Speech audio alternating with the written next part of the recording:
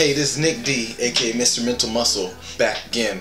Now, last time we talked about the stages of change. The last stage we talked about was the pre-contemplation stage of the stages of change. Now, I said I was going to do this in 4 parts, but I'm going to finish this part with the rest of the stages, which are the contemplation, the preparation, the action, and the maintenance stages. Now, to recap, we talked about the pre-contemplation stage. That was a stage when there's something that needs to be changed, but we're not too aware of it yet, or we just don't want to be aware of it yet. It's the first stage. Now, the next stage we're going to talk about is the contemplation stage. Now, in this stage, you're finally aware that there is something you want to change. You may not be ready to do it just quite yet. Maybe less than 6 months at least you're ready to do it, but you're not quite ready for it. For example, if you're smoking, you're aware that smoking is bad for your health. It's causing you to feel sick, and maybe not, you're out of breath more than you need to be.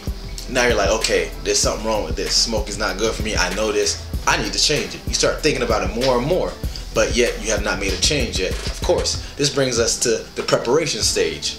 Now, this is the point when you say, okay, I want to prepare to make a change. Now, if you're smoking again, this is when you start throwing out cigarettes, having people monitor you, so you know you can make this transition into your non-smoking life. If it was with fitness, it'll be finding trainers in the local area or gyms or different groups that can help you get into shape. The preparation stage is key because it sets the tone of what you're going to do to try to make this change. Now, the stage after that is action. This is probably the most important stage because this is what causes the change. Action. If you're trying to get in shape, this would be you working out. You might work out 2 times a week, 3 times a week, 4 times a week, but you're taking the action. Now, the key to this stage is willpower.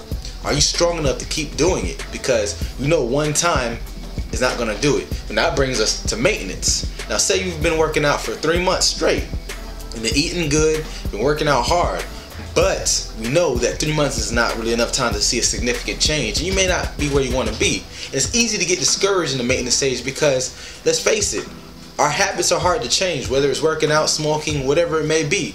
It's hard to change a habit. So it's easy for that habit to creep back on us and start it again, and all our work gets undone. And in actuality, it's really not undone. You can get back on track. But the thing is, we tell ourselves that it is undone, so what's the point of continuing, and then we don't change. So maintenance, pretty much they're all very important. Whether it's the contemplation, the action, preparation, it doesn't matter. They all need to be done. Now, a few tips to help you with change is write them down. Write down your goals. Take little sticky notes, put them on your mirror. That way you can see your goals all the time. It's easy to change when you know what you're trying to do. So set up goals. Not only just setting up your goals, tell people your goals. And I'm not just saying talk all the time about what you want to do, but let people closest to you know what you're trying to do so they can constantly hold you accountable. If your friends and family know your goals, it's easy for them to push you towards them. Also, remind yourself why you're doing it. What's your motivations for doing it? Is it for you? Is it for your family? Everything matters. This way it can reassure you the reasons to change anytime you might get discouraged or off the course and want to relapse. So knowing these little things can help you maintain change and focus. It's not hard, it's not easy, but it's something you have to do if you truly want it to work.